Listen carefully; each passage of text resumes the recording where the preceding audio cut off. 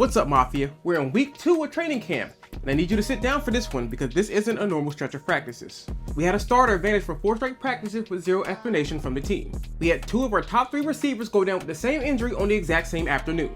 We had a rookie offensive lineman start to take meaningful snaps away from a 10-year veteran. And we had our defensive coordinator stay at the podium and basically tell the entire city of Philadelphia to relax. We have so much to get into, and we're getting into all of it. So, let's get it mixing. Let's start with day 4, which was on Monday, and that might be the most important practice of the entire week, because it answered a question the whole city had been asking the entire weekend. Is this offense actually broken? Over the weekend, the beat writers went into full panic mode, throwing around lines like this offense needs to add skill players immediately. And Jalen Hurts still hasn't thrown a touchdown pass through 3 practices. It got so loud that Nick Sirianni had to address it before practice even started on Monday, telling everyone progression in camp is never a straight line. You're trying to get better every single day. Hold on though, because Monday the offense didn't just get a little bit better, they actually excelled. Biggest winner of day 4 without a doubt is Jalen Hurts in this passing offense. Hurts opened the day hitting Wicks on a deep shot, then found Devontae Smith on the sideline, then hit Elijah Moore over the middle of the field on a 3rd down conversion. And yes, there was a hiccup. A miscommunication on a short route between Hurts and Smith turned into a pick 6 by Quinyon Mitchell. But watch what happens next, because this part actually matters. Jalen Hurts didn't flinch. He came right back and fired a strike right down the seam, throwing it past 2 different defenders and dropping it right in stride to Elijah Moore for camp's first passing touchdown. He followed that with a touchdown to Devontae Smith near the pylon, then a 2-point conversion to Devontae Smith right after that, and capped the day off with a rushing touchdown on a designated quarterback run. 3 touchdowns, 1 bad read. That's about as complete a bounce back as anybody could ask for. The other winner no one's talking about had to be Or Bernard, who picked up his first sack of his life while working with the 3rd defensive line group. Patless or not, the rookie is starting to look more comfortable snap to snap. With a roster spot sitting open, that time it could actually matter. Now, there are guys who need to be on your radar but for a completely different reason. Mekhi Lemon barely practiced, warming up individually before disappearing before the team drill started, just 2 days after telling reporters his hamstrings are fully healed. And Eli Stowers has been almost silent through 4 practices, at one point getting completely blanketed by Arnold Ebiketie in a one-on-one rep. Neither situation is a disaster yet. They're rookies in a brand new system, but this is definitely worth watching. Now an injury update. Cameron Williams returned from his knee scare with just a contusion. That's a real bullet dodge for the offensive line. Keyshawn James Newby remains out with an ankle injury. And then there's Lane Johnson, who was not at practice Monday for what the team is calling a non-injury situation. Nobody outside the building knows what that means yet, and that officially becomes a storyline we're tracking for the rest of the week. With Lane Johnson out, Fred Johnson got the start at right tackle. A rookie Markel Bell also got real snaps at that spot. And the entire offensive line has been raving about how quickly he's picking up the new offense. That battle is just getting started. The stock is up on day 4 for Elijah Moore, for Darius Cooper for laying out, for another catch across the middle, and AJ Epinesa, who keeps getting praised for how he's attacking that vacated edge spot. And stock is down, or at least paused, for Mekhi Lemon and Eli Stowers, simply because we haven't seen enough yet. So, what does day 4 mean going forward? You can't judge this offense on one bad weekend, and the Lane Johnson situation just became the biggest subplot of the entire training camp. Now, let's move on to day 5 Tuesday, and this is where things got complicated real fast. Right before practice, we found out that Devontae Smith and Mekhi Lemon were both dealing with hamstring injuries on the same day, and neither of them took the field. Add in Lane Johnson missing his 3rd straight practice, and suddenly the Eagles were down 3 of their 4 most important skill and offensive line pieces before a single rep had even been run. So, let's talk about the biggest loser of day 5 first, because the answer is obvious. It's the offense as a whole. With the 2 top receivers out and a patchwork lineup filling in, Jalen Hurts finished 6 for 19 with 0 touchdowns and 1 interception. Reporters counted 7 penalties. Most of them were false starts before the snap had even happened. Will Shipley dropped a wide open touchdown on a wheel route. Quez Watkins couldn't track a deep ball that he was open on. And Jalen Hurts' one real mistake of the day was a shot into double coverage that Michael Carter picked off. Now, here's the thing about that stat line. Contacts mattered more on day 5 than almost any other practice this week. Jalen Hurts was throwing to 9 or 10 guys who are not going to be on his roster come September. This was not a passing offense falling apart. This was a JV unit getting reps against a starting caliber defense, and it looked exactly how you would expect. Which brings us to the actual biggest winner of the day, and it's a defensive player. It has to go to Michael Carter. Not only did he pick off Jalen Hurts in the end zone, but reporters said he was all over the field, eventually getting moved to the nickel package with the first team defense, just to see what he could do. That's a name to remember because it's about to matter again later this week. The other winner is Darius Cooper, who hauled in an unbelievable one-handed touchdown grab, continuing what has been quietly one of the best camps of anybody in that receiver room. Now, on to injury updates. Beyond Devontae Smith and Mekhi Lemon, Britton Covey left practice early, although it wasn't deemed serious. The Lane Johnson mystery only deepened. 3 straight practices missed for what's officially described as a non-injury personal reason.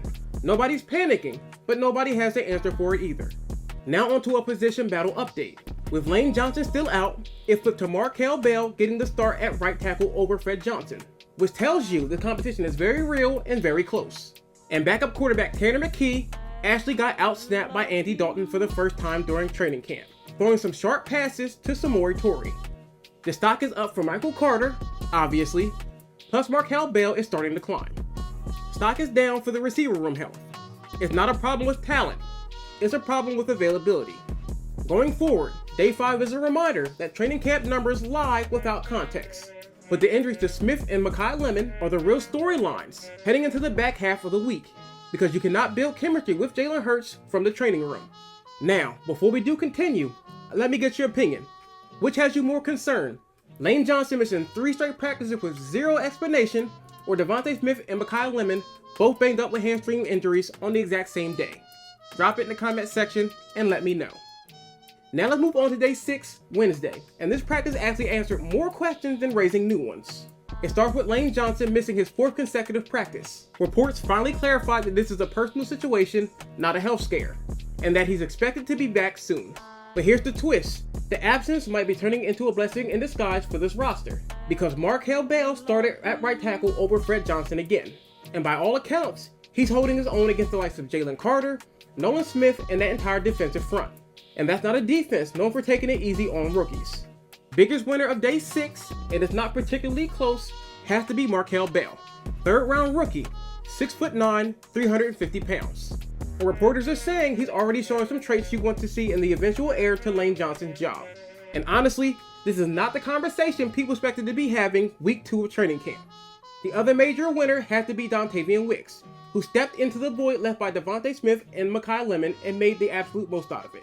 Wicks opened Wednesday's practice holding in a strike from Jalen Hurts on a crossing route through multiple layers of coverage. And afterwards, Jalen Hurts couldn't stop talking about Dontavian Wicks and his work ethic. I mean, he's got great work ethic. He's got great hunger. You know, in the summertime, he was beating down the door, trying to spend that time and just work. And you know, he's twitchy and can attack the ball. He's got you know, when you talk about adversity, when I said about adversity, you know, you learn a lot about the guys around you around this time of camp when it's humid, it's sticky, it's hot. You see who's got that anger to him, who's got a little bit of rage in him for the best. He's got it. When your franchise quarterback is handing out praise like that in week 2, that receiver is officially a name to know heading into the open season.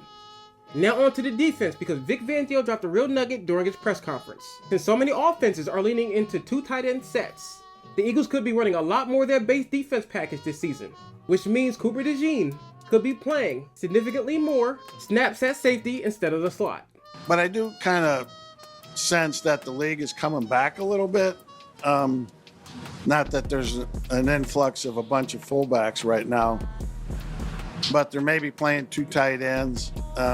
So I think there's a chance you'll see more base, not just from us, but from other people too. Fangio also singled out Michael Carter for learning 3 different positions and doing it well, and gave real compliments to linebacker Chance Campbell and Jeremiah Trotter Jr. Chance is a good football player, you know, had some injuries earlier in his career that, you know, set him back. But since the day we picked him up last year, he's shown that he's a football player, and we like him. But Trott's had a very good camp. You know, Trott, to me, along the same lines as we talked about with Makuba, looking better, moving better, playing better. And I just think it's not so much a conditioning and physical thing. It's more of knows what he's doing, seeing things quicker, faster, and playing faster. But he's had an excellent camp. It's the best I've seen him look since we've had him. The losers of day 6 are less about performance and more about availability. The injury report is still long. Britton Covey, Landon Dickerson for rest, Keyshawn James Newby, Lane Johnson, Mekhi Lemon, Devontae Smith, and Cole Wisniewski were all out. And Eli Stowers, while not injured, is still searching for his signature play of the day. He did get a nice mentioning moment from veteran tight end Johnny Munn, but on the field, the production still hasn't shown up yet. Some notable plays include Quez Watkins hauling one in for a touchdown, Darius Cooper continued to make plays, but couldn't quite haul him the perfectly thrown ball in the back corner of the end zone. Andy Dalton kept outplaying Tanner McKee, hitting Johnny Wilson over the middle and finding Quez Watkins for a touchdown of his own. The stock is up on day 6 for Markel Bell, Dontavian Wicks, Jeremiah Trotter Jr., Chance Campbell, and Michael Carter. The stock is down or at least uncertain for Lane Johnson's timeline and Eli Stowers' role in this offense. Going forward, day 6 tells you the Eagles might be building a new identity on both sides of the ball without even meaning to. A new starting caliber tackle on the offensive line, a new base defense package on the other side, and a receiver in Dontavian Wicks who's turning an unfortunate situation into a legitimate opportunity. So, when you step back and you take a look at all 3 days together, here's what I keep coming back to. This wasn't a week about who's the best team in the NFC right now. It's a week about depth and about what happens when players you're counting on can't be out there on the field. Devontae Smith and Mekhi Lemon both went down on the exact same day. And instead of the passing game collapsing, Dontavian Wicks stepped in and made Jalen Hurts a believer. Lane Johnson missed practice after practice with no real explanation. And instead of panic, Markel Bell turned that into an audition for the job that he might be holding down in a few years. Even the defense, who has run this camp as thoroughly as the defense could, finally found a new gear, with Vic Fangio openly talking about changing the whole shape of that unit to fit around Cooper DeJean. None of that happened the way people thought it was going to happen back in April. But that's exactly what training camp is. It's not a highlight reel, it's a stress test. And through 3 days of week 2, this team found out who steps up when their plans fall apart. That's the part that should actually get you excited heading into the rest of training camp. Alright Mafia, that's everything we learned so far heading into this week of Eagles training camp. If you want these breakdowns as they happen, be sure to hit that subscribe button and turn on those notifications. And drop a comment telling me which storyline has you the most locked in heading into this next stretch of training camp. Every like, every comment, it all helps this channel to grow, and I appreciate it from every single one of you. And once again, I've been Brother Shy, and this has been the Midnight Green Mafia.